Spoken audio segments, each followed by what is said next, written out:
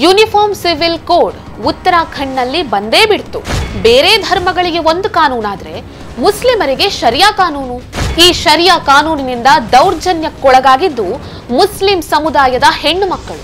ಮದುವೆ, ವಿಚ್ಛೇದನ, ಜೀವನಾಂಶ ಈ ವಿಚಾರಗಳು ಮುಸ್ಲಿಂ ಸಮುದಾಯದ ಹೆಣ್ಣು ಮಕ್ಕಳನ್ನ ಪ್ರಪಾತಕ್ಕೆ ತಳ್ಳಿಬಿಟ್ಟಿದೆ. ಯೂನಿಫಾರ್ಮ್ ಸಿವಿಲ್ ಕೋಡ್ನಿಂದ ಪ್ರಯೋಜನ ಆಗೋದೇ ಮುಸ್ಲಿಂ ಸಮುದಾಯಕ್ಕೆ. ಮುಸ್ಲಿಂ ಸಮುದಾಯಕ್ಕೆ ಇಷ್ಟೆಲ್ಲಾ ಪ್ರಯೋಜನ ಆದ್ರೂ ಯಾಕೆ ವಿರೋಧ? ಇಡೀ ದೇಶದಾದ್ಯಂತ ಯೂನಿಫಾರ್ಮ್ ಸಿವಿಲ್ ಕೋಡ್ ಜಾರಿಯಾಗುತ್ತಾ? ನಮಸ್ಕಾರ.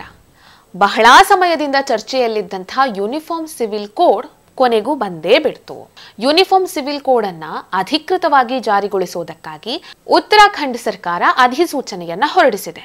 ಆ ಮೂಲಕವಾಗಿ ಯೂನಿಫಾರ್ಮ್ ಸಿವಿಲ್ ಕೋಡ್ ಅನ್ನ ಜಾರಿಗೊಳಿಸಿದಂತಹ ದೇಶದ ಮೊದಲ ರಾಜ್ಯವಾಗಿ ಉತ್ತರಾಖಂಡ್ ಹೊರಹೊಮ್ಮಿದೆ.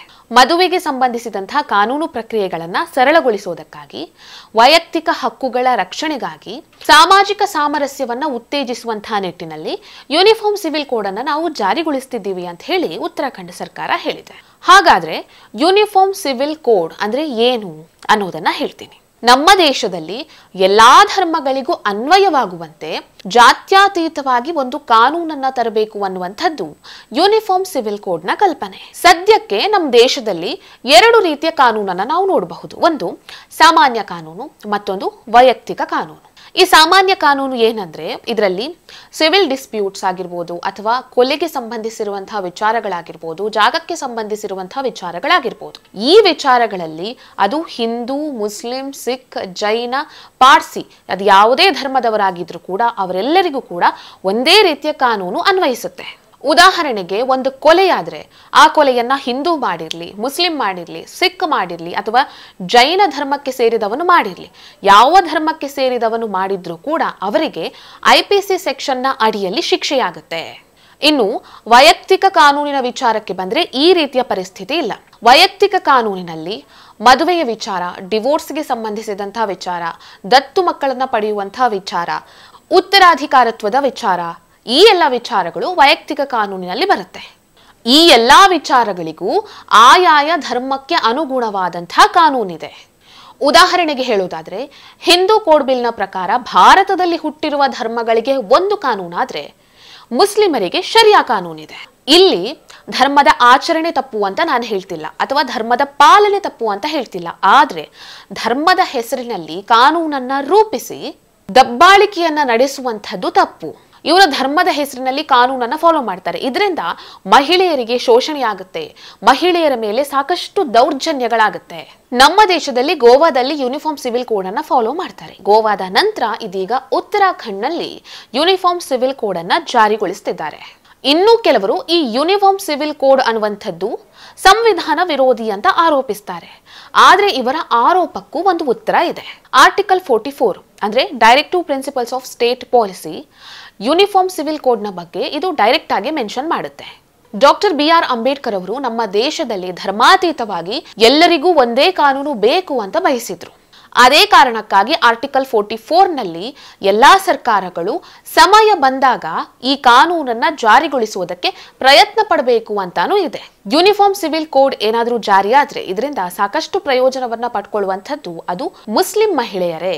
ಇದರಿಂದ ಮುಸ್ಲಿಂ ಮಹಿಳೆಯರಿಗೆ ಯಾವೆಲ್ಲ ಪ್ರಯೋಜನಗಳಿದೆ ಅನ್ನೋದನ್ನ ನೋಡ್ಕೊಂಡು ಹೋಗೋಣ. ಯೂನಿಫಾರ್ಮ್ ಸಿವಿಲ್ ಕೋಡ್ ನ ಪ್ರಕಾರ ಎಲ್ಲಾ ಧರ್ಮದವರಿಗೂ ಮದುವೆಯ ವಯಸ್ಸು ಎಷ್ಟಿರಬೇಕು ಅಂತ ಹೇಳಿದ್ರೆ ಗಂಡು ಮಕ್ಕಳಿಗೆ 21, ಹೆಣ್ಣು ಮಕ್ಕಳಿಗೆ 18 ವರ್ಷ ವಯಸ್ಸಾಗಿರ್ಬೇಕು. ಆದ್ರೆ ಇಸ್ಲಾಂನಲ್ಲಿ ಹೆಣ್ಣು ಮಕ್ಕಳು ಪ್ಯೂಬರ್ಟಿಗೆ ಬಂದ ತಕ್ಷಣ ಮದುವೆ ಮಾಡಬಹುದು ಅನ್ನುವಂಥ ಕಾನೂನಿದೆ.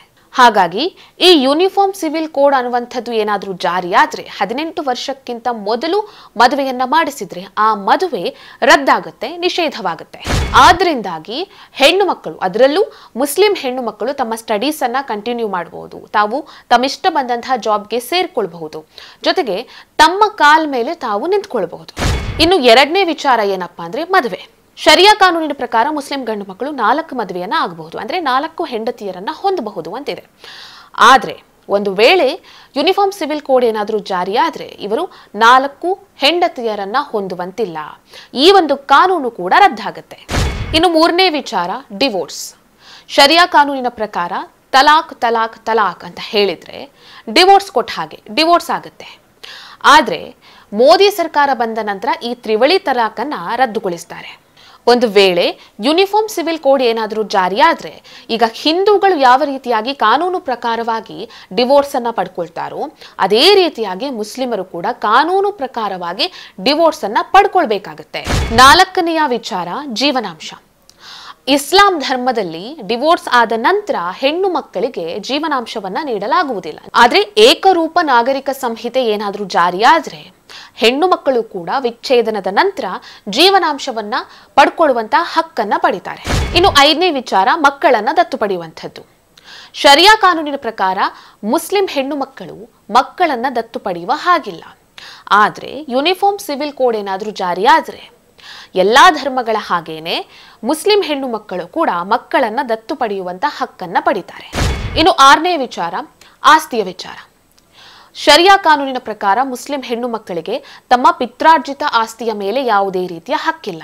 ಆದ್ರೆ ಯೂನಿಫಾರ್ಮ್ ಸಿವಿಲ್ ಕೋಡ್ ಏನಾದರೂ ಜಾರಿಯಾದ್ರೆ ಮುಸ್ಲಿಂ ಹೆಣ್ಣು ಮಕ್ಕಳು ತಮ್ಮ ಪಿತ್ರಾರ್ಜಿತ ಆಸ್ತಿಯಲ್ಲಿ ಹಕ್ಕನ್ನ ಪಡಿತಾರೆ. ತಾವು ಕೂಡ ಆಸ್ತಿಯನ್ನ ಪಡ್ಕೊಳ್ಬಹುದು.